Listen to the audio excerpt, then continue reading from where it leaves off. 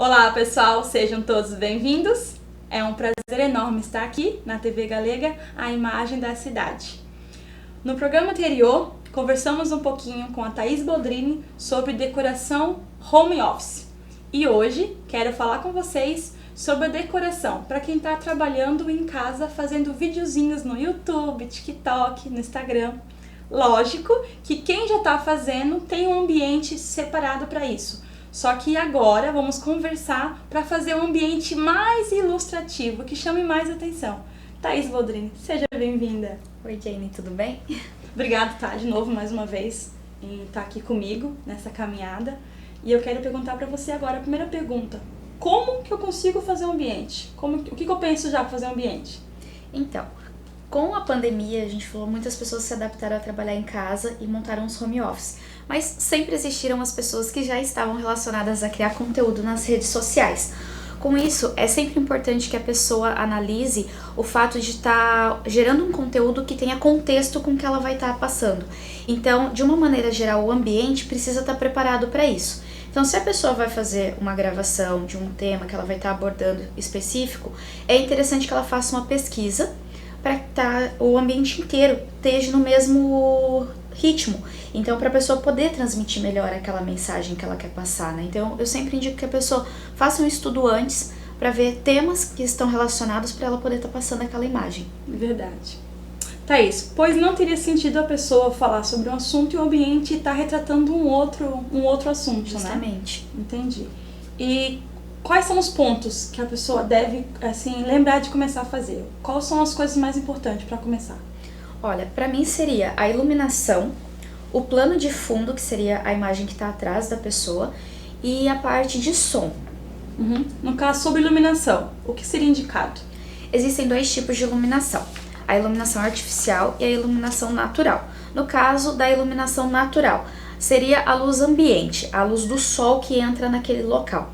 Então, por exemplo, a pessoa poderia estar gravando próximo de uma janela, ou também num ambiente aberto, por exemplo, a pessoa tem um quintal legal, tem um deck, quer fazer alguma coisa relacionada a plantas ou a parte mais natural de uma alimentação mais saudável, alguma coisa do tipo, ela pode estar usando esse espaço para poder estar fazendo os trabalhos, as apresentações e aí estar gravando vídeo, gerando conteúdo através desse meio. Já a iluminação artificial seria a parte interna de uma casa, digamos assim, que seria a luz gerada através de, por exemplo, uma luz principal ou uma luz de efeito. Ah, entendi. O que seria a luz principal, então? A luz principal todo mundo tem na casa, porque é aquela luz quando você entra na casa e você acende. Então seria a luz de entrada da casa, digamos assim, ou de um quarto, seria a luz principal. Que é o básico toda a casa. Geralmente a gente chama de paflon, que é o que mais se usa como luz principal, mas tem alguns ambientes que usa lustre também. Entendi. E a de efeito? A luz de efeito, existem várias opções. De arandela, por exemplo, a gente tem arandela de efeito, de um fecho, de dois fechos, arandela que ela vai dar o efeito de luz só para a parte de baixo, que ela fica instalada na parede geralmente. Também temos o pendente, que daí no caso ele ficaria sobre uma bancada, sobre uma mesa. Tem a situação também da dicróica, que também é muito utilizado geralmente quando o pessoal tem gesso. A dicróica, ela fica do teto para a parede, criando uma luz direcionada. Entendi. Geralmente ela vai estar iluminando objetos, né, no caso decorativos, ou um quadro, uma parede que tem um efeito diferente. Então ele acaba direcionando um efeito maior de luz para aquela direção, no caso. Isso tem a ver com aquelas luzes amarela, branca? Entra essa parte também, isso aí é a intensidade da luz. No caso, existe o amarelo quente, o branco neutro e o branco frio, que daí são os efeitos de luz que ele gera ali dentro.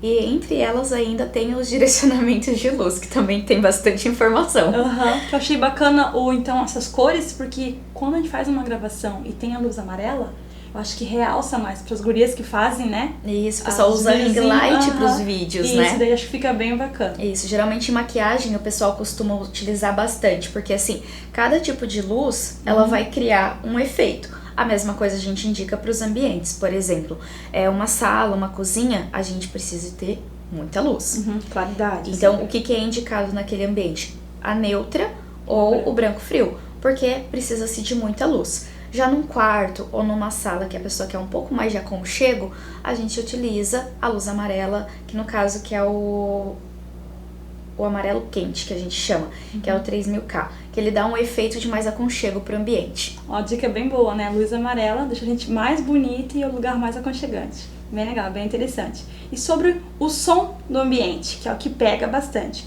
Você já falou sobre o caso de gravar em locais fechados, né? Em locais abertos, mas em locais fechados, que é o que as pessoas mais fazem em casa. Qual que é a dica para não dar barulho, para os vizinhos não brigar com a gente?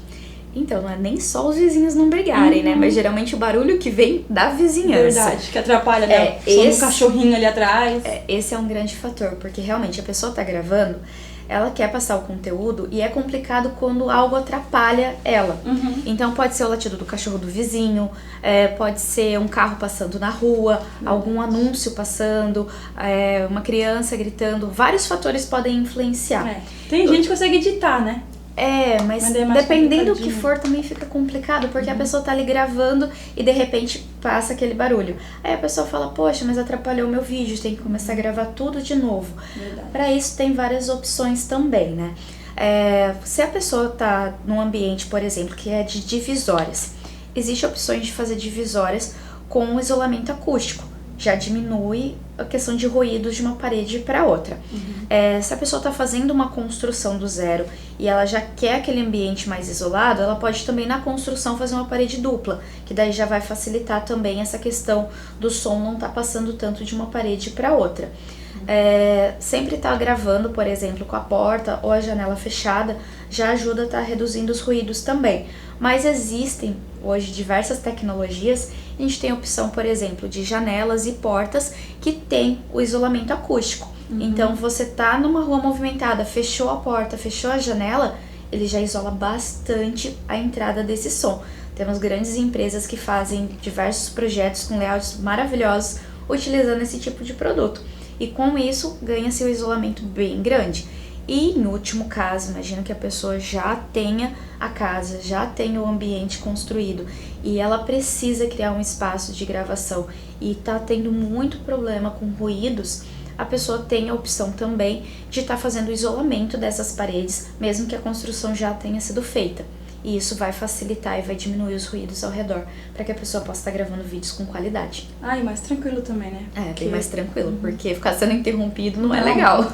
Imagina, perde todo o foco da gravação, a pessoa já tá ali. Porque com certeza todos que fazem videozinhos têm uma dificuldade de gravar, ficam nervosos, ficam ansiosos, e daí tá no pique ali gravando e ter que voltar, porque se incomodou, teve algum barulhinho ou tá incomodando, é complicado mesmo. Porque assim, um vídeo de dança, por exemplo, que o pessoal faz bastante no TikTok, digamos assim.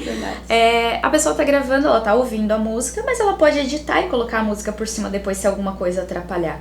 Mas uma pessoa que tá passando um conteúdo, por exemplo, um texto, abordando algum tema, aquele som que vai passar naquele instante vai atrapalhar a pessoa, a concentração dela.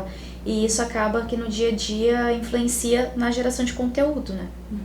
Thaís, sobre o plano de fundo, acredito que nem todo mundo vai ter a parede verde para edição de imagens, até porque a gente não vê nos vídeos essa edição, né? Qual que é a tua ideia? Então, às vezes as pessoas nem sabem o que é a parede verde. A parede verde geralmente é o que tem no fundo do estúdio de gravação. Normalmente, O que acontece? Eles conseguem editar e criar uma imagem no fundo, se tornando mais realista, colocando a pessoa num ambiente onde ela não está para uma gravação. No caso, quando a pessoa vai fazer a gravação em casa, dificilmente ela vai estar utilizando uma parede verde ou um fundo branco, que às vezes a pessoa utiliza também para conseguir fazer edição depois.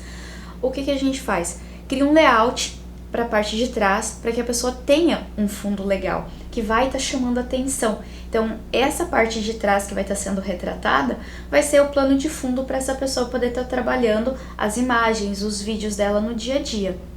Entendi, porque se a gente consegue ter uma imagem bonita atrás, não precisamos necessariamente se preocupar toda vez em ter um ambiente preparado, todo preparado para poder fazer uma gravação. Justamente porque até vira uma referência, é como se fosse a identidade da pessoa. Então muitas pessoas são ligadas justamente o que tem atrás dela, às vezes gera curiosidade também para os seguidores, perguntar do que é aquele momento, ou o que é aquele objeto que a pessoa está dispondo na parte de trás de fundo, né? Existem diversas ideias do que pode estar sendo feito, pode ser trabalhado iluminação, pintura, quadros, efeitos decorativos de uma maneira geral, para a gente poder estar utilizando nesse espaço, para que a pessoa olhe e fale, olha, aquilo tem a minha cara. Então, tipo, a pessoa já associa uma coisa com a outra e cria a identidade da pessoa dessa forma. Thaís, o assunto tá bem bacana, mas eu preciso ir pro comercial. A gente vai pro comercial e já voltamos.